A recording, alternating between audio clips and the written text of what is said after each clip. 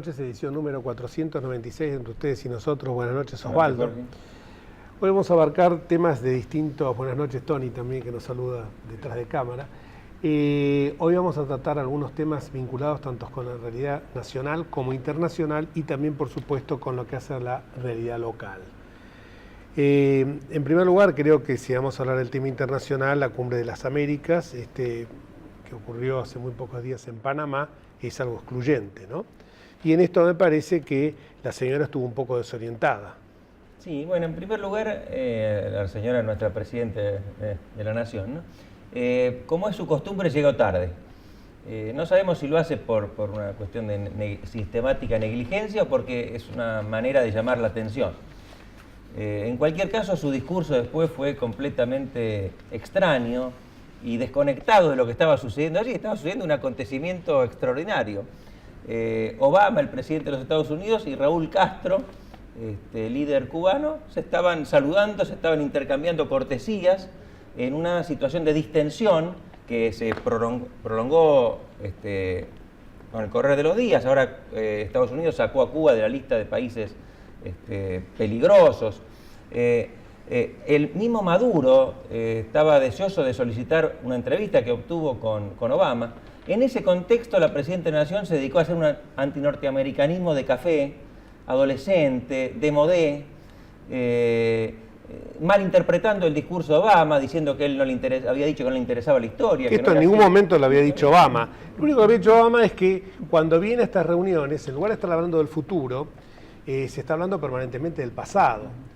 Entonces dice, vengo a recibir lecciones de historia permanentemente porque se empieza a hablar de la intervención militar en Panamá en la época de Noriega, se empieza a hablar del golpe que derrocó a Salvador Allende en Chile en el año 73, y no se habla ni del presente ni del futuro. Y esto nos muestra a nosotros nuevamente la decadencia en la que está hoy sumida la Argentina, lamentablemente, en esta década que ya va a ser para 12 años, que no solamente no solo no fue ganada, sino que tampoco fue perdida, sino lo que es peor, despilfarrada. Y en este sentido me parece que la señora incurrió, primero, como decís vos, en una grosera falta de respeto, y por el otro lado también de que frente a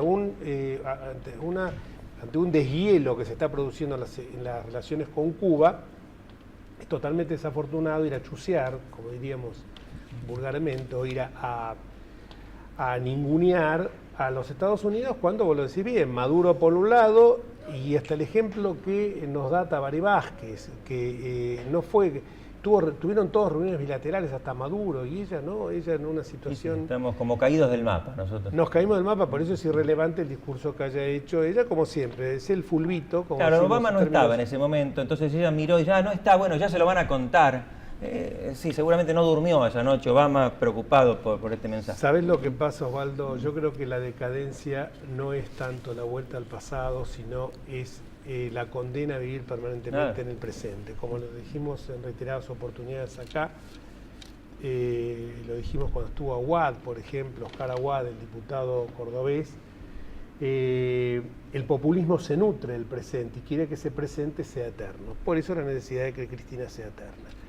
El otro tema que realmente me preocupa es el tema de la ampliación de la Corte, porque es nuevamente un intento de manipular la justicia, que no solamente tuvo ese muro de contención que significó el fallo de la Corte Suprema en el caso denominado Rizzo, que declaró la inconstitucionalidad de la parte sustancial de la reforma que se pensaba impetrar en relación al Consejo de la Magistratura, con el tema de la famosa justicia legítima, que ahora sabemos que el casi seguro rechazo del pliego de Carles, que como hemos dicho ya acá reiteradas oportunidades, se trató por todos los medios hasta de buscar un apoyo que fue un gesto de cordialidad, de ninguna manera un apoyo por parte de la figura del Papa Francisco, que hoy justamente en minutos, en otro programa, Los Leuco, van a comentar la carta que le envió el Papa en respuesta a una misiva que le había hecho llegar Leuco, y que realmente el Papa está harto de la manipulación política que se hace de su figura. Bueno, ante el rechazo de Carles, evidentemente van a tratar de impetrar algún otro mecanismo para tratar de forzar una mayoría dicta en la Corte, una Corte que originariamente en 1863, cuando se instaló, hizo ahora 150 años, hace un par de años atrás, cuando se instaló, tenía 5 miembros. 5 miembros. Y después recibió ampliaciones sucesivas hasta llegar a los 9 que quería Menem, por la sencilla razón de que bajo el pretexto de agilizar la Corte, que no hace falta agilizarla, porque para agilizarla habría que dividirla en salas, claro, y esto no es constitucional. Entonces buscaron 9 miembros, y esa fue la famosa Corte, como los jueces federales, los jueces de la servilleta. La senadora entonces, Cristina Fernández, con sólidos argumentos que Lorenzetti los rescata para hoy enarbolar, obviamente, la bandera de que no se puede modificar o que no sería conveniente hacer una ampliación del número de la Corte, con sólidos argumentos quería achicar, reducir el número de ministros de la Corte. Y así lo hizo. Claro, porque eran 7 y se determinó que cuando quedaran 5, por renuncia o por cualquier otro tipo de vacancia, ese sería el número definitivo. Ella presentó el proyecto y lo fundamentó en el Senado. No hay un número mágico, pueden ser 5, han sido a lo largo de la historia, la mayor parte de las veces tuvo 5 miembros, otras veces 7, 9, pero el tema es que no se la amplíe para establecer, como lo hizo Menem en su momento, una mayoría dicta. Ahora, los jueces, las jueces de la Corte deben ser designados por propuesta del Ejecutivo con acuerdo del Senado que requiere una mayoría especial de 2/3 de los presentes. Pero para determinar el número de miembros de la Corte solo hace falta la mayoría simple del Congreso. De manera que el kirchnerismo, si quisiera hacerlo, Aníbal Fernández dijo que no, pero lo tomamos con pinzas, si quisiera hacerlo, tiene el número. Ahora, ¿qué pasaría después? Habría una Corte, supongamos, tendría 9 miembros, de acuerdo a la ley, de los cuales faltarían varios integrantes. Aclaremos una cosa, como bien lo decís vos, si lograra esa mayoría y frente al duro documento de la oposición de que no se generaran nuevas incorporaciones, porque para incorporar, como decís bien, 2/3 del total de los miembros del Senado. De los presentes. De los presentes del Senado. ¿Cómo se va a resolver la cuestión? Con jueces. Y los conjueces designados, algunos son amigos y después en una oportunidad con una carta de electores que publiqué yo en La Nación se enojaron, y con justa razón, porque no todos ellos son filokirchneristas, pero la gran mayoría de ellos sí. Pero en cualquier caso, no son jueces designados de acuerdo al procedimiento previsto por la Constitución para designar jueces de la Corte. Estos son como las subrogancias, Osvaldo. No demos la vuelta, porque cuando tratamos de interpretar la norma terminamos enchastrándolas. Hablamos del Uruguay, y le quiero agradecer porque tuvimos un domingo muy agradable con algunos amigos en Zárate, con la presencia del senador que había sido derrotado en las elecciones, del Partido Blanco, Luis Lacalle, y otros senadores como Javier Seduchini, Álvaro Delgado, Carol Oviaga. Les queremos agradecer porque la verdad que el trato y la caballerosidad, hasta la mesura en cómo se expresan frente a sus opositores, tanto del Frente Amplio como del Partido Colorado, son dignas de ejemplo para lo que deberían ser nuestras prácticas. Un abrazo enorme, porque sé que en algunos lugares no en todos los lugares, pero en algunos lugares del Uruguay, particularmente en el interior oriental, se ve este programa. La verdad que un saludo tanto a Luis Lacalle Pou como a quienes lo acompañaron a la delegación. Y ahora vamos a hablar de los temas inherentes a la realidad local, y un tema que para nosotros siempre ha sido muy preocupante es el tema, juntamente con el tema de otros temas que pueden ser vitales a nivel nacional también, como la seguridad, como la educación, como la salud, es justamente la vivienda. Y en la Ciudad de Buenos Aires se ha hecho mucho, se ha avanzado a mi juicio, y esto lo digo con conocimiento de causa cuando me tocó estar en la gestión. Se ha venido avanzando mucho y hoy se están dando facilidades para alquilar. Yo no sé si vos te acordás, Osvaldo, que hace unos años atrás se trató de manosear la ley de alquileres. Por un lado, acá vino la gente de la Cámara Inmobiliaria, Wallen, Tendodorico, Menela, Sotelo, etcétera, y ellos estaban muy preocupados con ese intento de congelamiento de alquileres, y vieron con agrado esta iniciativa del Gobierno Nacional de facilitar garantías para que la gente pudiera acceder a una vivienda con fines locativos. Lamentablemente, como todo lo que hace el Gobierno Nacional, cayó en agua de borrajas. Pero la Ciudad de Buenos Aires tomó en serio este tema, y que alquilar se puede. Y para eso hoy está acá con nosotros, para hablar de otros temas también, el licenciado Emilio Basavilbaso, presidente del IBC, del Instituto de la Vivienda de la Ciudad Autónoma de Buenos Aires. Gracias, Emilio, por acompañarnos. Y la primera pregunta es justamente esta: ¿alquilar se puede? Se puede. Bueno, buenas noches. Muchas gracias por la invitación. No, gracias a vos. Y estamos muy contentos porque este programa es una realidad, y es una realidad que permite a mucha gente que hasta hoy no podía alquilar, poder alquilar. Tan sencillo como eso. ¿Cómo lo hace? Es un programa que es el primer programa de alquiler social de la Argentina. Como vos bien decías, había habido algunos intentos de dar garantías con cargo de algunos bancos públicos, pero este es un programa que sale del corazón del gobierno de la ciudad y tiene 4 componentes, que son, además de la garantía, que se da bonificada para alquileres de menos de 5.000 pesos, damos un préstamo para el primer mes, que hay que pagar los 2 meses de adelanto y demás. Incluimos a la gente que tiene ingresos que no son formales, comúnmente llamado ingreso en negro. También los incluimos con un ahorro previo. Y además subsidiamos aquellos casos de familias vulnerables, que son donde más ponemos el foco, familias vulnerables que no reúnen todo el valor del alquiler mensual. Subsidiamos hasta el 50% del pago del valor del alquiler. Hay algunos planes de relocalización de familias sobre asentamientos riesgosos, ¿no? Sí, así es. Eso estamos trabajando hace ya 3 años con la gestión actual en la relocalización de familias que viven sobre el riachuelo, porque mucho de la limpieza del riachuelo tiene que ver con estos asentamientos que en primer lugar es peligroso para la gente que vive ahí por el riesgo ambiental, y en segundo lugar se produce una contaminación del río por los desechos, por la basura y demás. Recientemente, a principio de año, hicimos una mudanza de la Villa 26, mudamos más de la mitad, es una villa histórica. El Camino de Sirga viene a ser. El Camino de Sirga. ¿Dónde está la 26? La 26 está cerca del Puente Bosch, es la que está más cerca, digamos, yendo para el lado de la Boca, en Barracas. Y estamos contentos porque el juzgado federal que tiene a cargo la causa, reconoció la experiencia de esta relocalización hecha por la ciudad como el caso testigo y ejemplo para el resto de las jurisdicciones que componen... esto todo en el marco del fallo Mendoza. Del fallo Mendoza, exactamente. Que el juzgado federal es el de Quilmes. No, era el de Quilmes, claro, ahora es el de Morón. Hubo algunos problemitas, digámoslo así. Juan Rodríguez de Morón. Algunos problemitas. Y lo que es encomiable realmente es todo lo, bueno, a partir del traslado también de la sede del gobierno a la zona sur, el desarrollo que ha tomado. Yo me acuerdo que siendo legislador votamos algunas normas que tenían por propósito toda la zona más postergada de la ciudad. Como decía Borges, todo cambia cuando uno cruza Rivadavia. En realidad todo cambia cuando uno cruza Córdoba ya.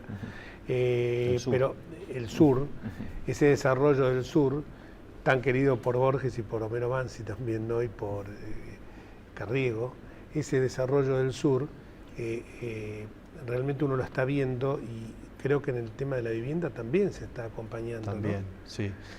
Me parece que lo que estamos haciendo en política habitacional no tiene precedentes en la ciudad, me parece no, estoy convencido, porque en primer lugar lo que nos pidió el jefe de gobierno, Mauricio Macri, es hacer una política que, como vos bien decías, sea integradora de la ciudad. Buenos Aires, al igual que Montevideo, nacimos como ciudades integradas, distinto de las ciudades de Centroamérica, que son ciudades bien disgregadas. Y la política habitacional... ¿Integraste, refieres socialmente? Socialmente, claro. Sí, donde hay sectores donde viven familias más vulnerables y otros donde viven sectores con más recursos. Pero no nítidas separaciones entre los barrios ricos y los barrios pobres. Que eso nos caracterizó a Buenos Aires como una ciudad integrada. El barrio rico, en realidad, discúlpame, el barrio rico de Buenos Aires era el sur. Era el sur. Cuando fue la fiebre amarilla se trasladó al norte. Claro, a lo largo de los años se fue perdiendo y ahora hay una inversión muy grande del gobierno en la ciudad, desde la parte de trabajo, la parte de infraestructura, la parte de transporte y también la parte de vivienda para recuperar todo lo que es el sur. Y en ese sentido nosotros damos estos alquileres y los créditos hipotecarios Primera Casa, que lo lanzamos ya hace 3 años, que es el 50% del total de los créditos hipotecarios que se dan en la ciudad, vienen del Instituto de Vivienda junto con el Banco Ciudad. ¿Y esos qué requisitos tienen? ¿A qué segmentos apuntan?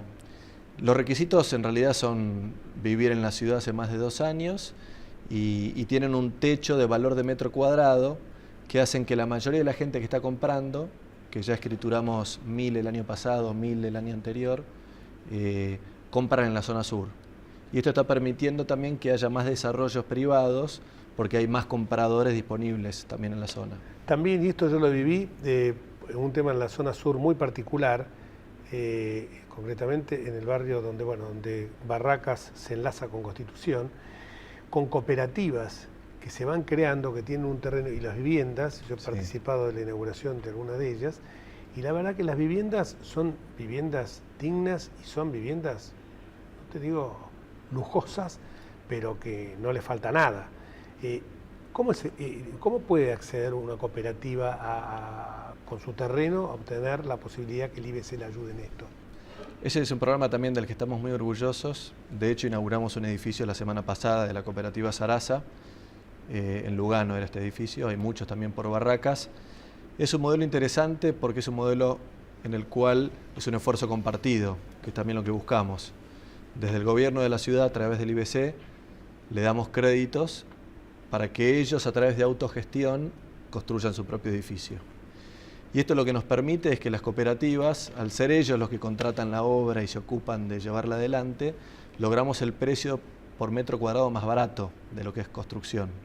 Porque al estar ellos encima de la obra permanentemente, consiguen mejores precios en todos los insumos de la obra. Yo te digo el caso concreto, es en la calle Mompox al 1600. Un caso concreto de un edificio que realmente hicieron ahí un edificio, pero espectacular, con una serie de comodidades, y me contaba justamente, ahora hablando con vos, esto no estaba, ni pensaba comentarlo, pero me dijeron, fuimos con el terreno, el IBC nos ayudó y pasó esto.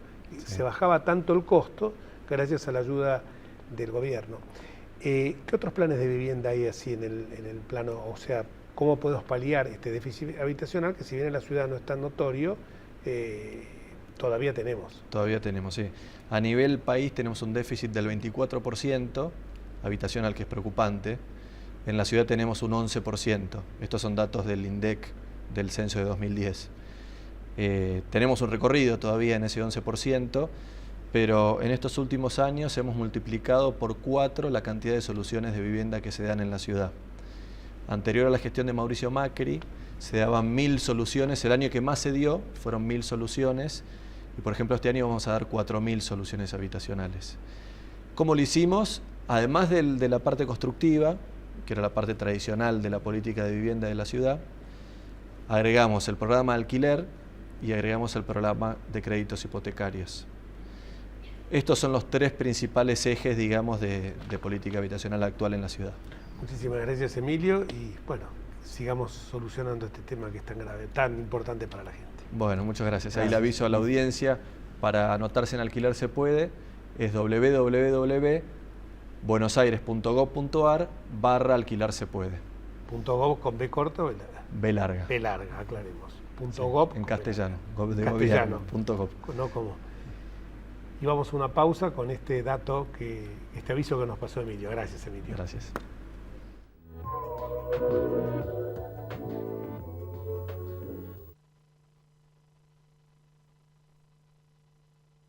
Escribanos en tu ciudad. Nuestro consejo es prevenir problemas. Colegio de Escribanos de la Ciudad de Buenos Aires. Consejo Federal del Notariado Argentino.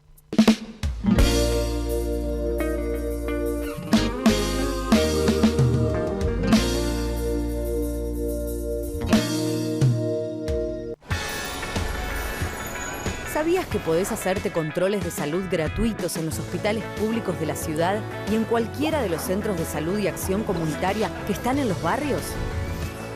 En la ciudad, la salud es prioridad. Por eso es pública, gratuita y de calidad. Buenos Aires Ciudad. En todo estás vos. Vivimos en un mundo que necesita minerales. Pero sabemos que, antes que nada, necesitamos un mundo donde vivir. Cámara Argentina de Empresarios Mineros. Por una minería limpia, segura y sustentable. Andar, obra social de viajantes vendedores de la República Argentina. La mejor cobertura familiar al mejor precio. planes de salud para particulares, trabajadores en relación de dependencia y monotributistas. 0810-345-0184. Andar, www.andar.org.ar.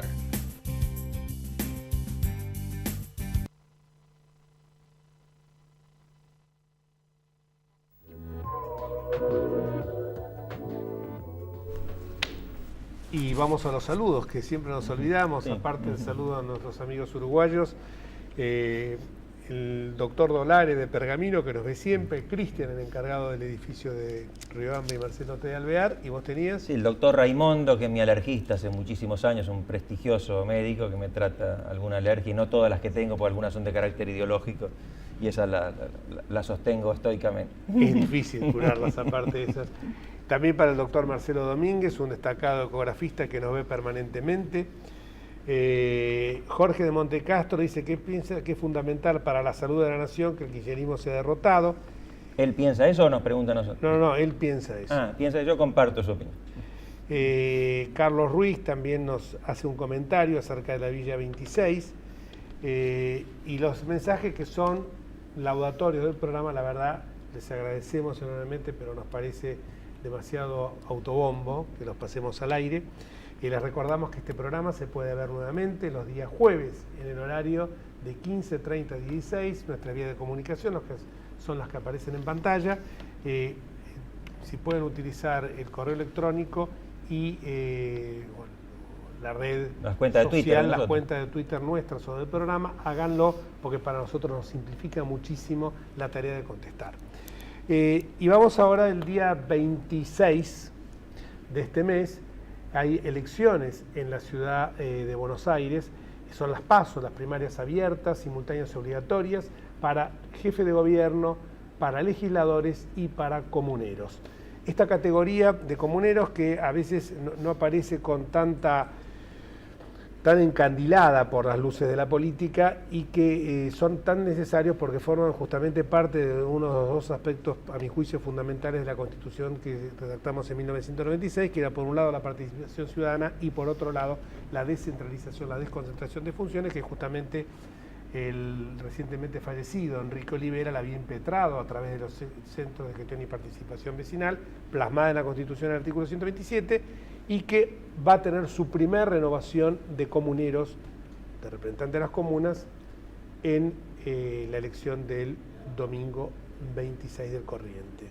Uno de los candidatos está aquí, gracias Roberto por venir. Gracias a vos por invitarme. Es Roberto Salcedo, que es ex subsecretario de Coordinación Administrativa de la Legislatura y que, tiene algunas propuestas para comentarlas. Es el candidato de la lista Propuesta Republicana que lleva como candidato a jefe de gobierno al licenciado Rodríguez Larreta y la lista que encabeza como diputados Francisco Quintana, Omar Abud, Silvana Giudice, etc.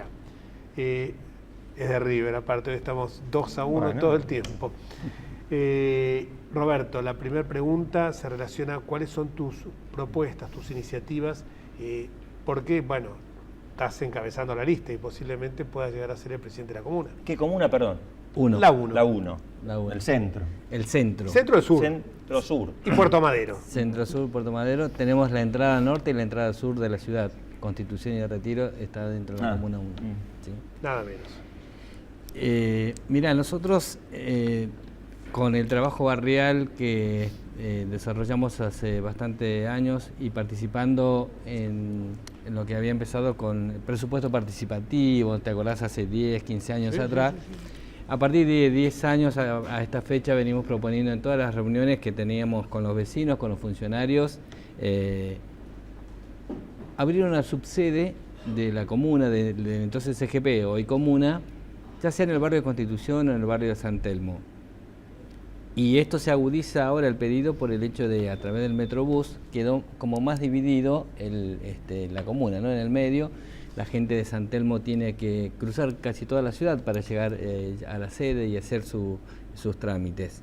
Yo, cuando me convocaron para ser precandidato para la comuna, volví a plantear el tema, me dijeron que estaban de acuerdo y entonces avanzamos sobre eso. La idea fundamental a nivel de innovación, diciendo como Mauricio mudó su sede a Barracas, nosotros queremos que la sede de la comuna se mude a San Telmo. Se presentó el proyecto de ley hace 10 días aproximadamente y bueno, sería bueno que el 11 de diciembre yo asuma ahí, cosa que no va a ocurrir, pero digamos es una... No va a ocurrir que trasladen, ¿no? Me traslado, exactamente.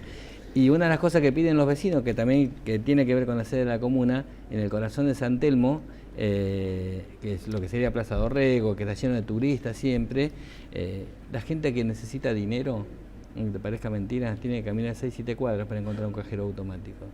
Es una pavada, parecería, pero eso es una de las cosas que le hemos propuesto y bueno, a través del Banco Ciudad, de por lo menos poner una terminal antes de que se mude la sede, ¿no? La gente en general no tiene mucha idea, creo, de las comunas. Y las mira con cierto desdén o indiferencia, creen que es un aumento del gasto público innecesario probablemente. ¿En qué sirven? ¿En qué están realmente sirviendo a la calidad de vida de los porteños, si es que lo están haciendo? La proximidad. La verdad que la proximidad de los comuneros con los vecinos sirve, porque algunas cosas se descentralizaron, no todas, pero algunas sí. Y algunas que se podrían hacer y no se hicieron, ¿no? En el caso de la comuna nuestra, si bien está gobernada por el PRO, teníamos algunas diferencias que lo hemos planteado siempre en las reuniones, con el tema del arbolado, con el tema de las veredas, que está el presupuesto y con poco presupuesto se puede hacer para que los vecinos vivan un poco mejor. Y por ejemplo con el tema social, que el barrio nuestro de Constitución, porque yo, digamos, mi sede está ahí en el barrio en Constitución y en San Telmo, es algo que no está muy trabajado. Es decir, la gente que tiene problemas, violencia de género, por ejemplo, que está tan de moda, tiene que para hacer la denuncia, ir como 20 cuadras para que lo atienda una trabajadora social en la sede de la comuna. Y esto es lo que queremos modificar. Muchísimas gracias, disculpa el tiempo que es tan tirano como se dice nunca siempre, nunca se dijo. Pero me consta porque hemos trabajado juntos con Roberto, yo en la circunscripción tercera, en la época que estábamos en el radicalismo, y él en la 12, éramos vecinos y él estaba muy consustanciado de todo el trabajo con la gente. Y justamente lo que hablamos de Enrique Olivera recién, la proximidad, esa palabra que él dijo, siempre decía Olivera lo mismo, quien más cerca está la gente, mejor puede resolver su problema. Y la verdad que Roberto me consta que ha estado siempre con la gente, bien cerca de los problemas para solucionárselos. Suerte, muchas felicitaciones y éxitos. Gracias. Y nos vemos hasta el próximo martes si Dios quiere. Chao.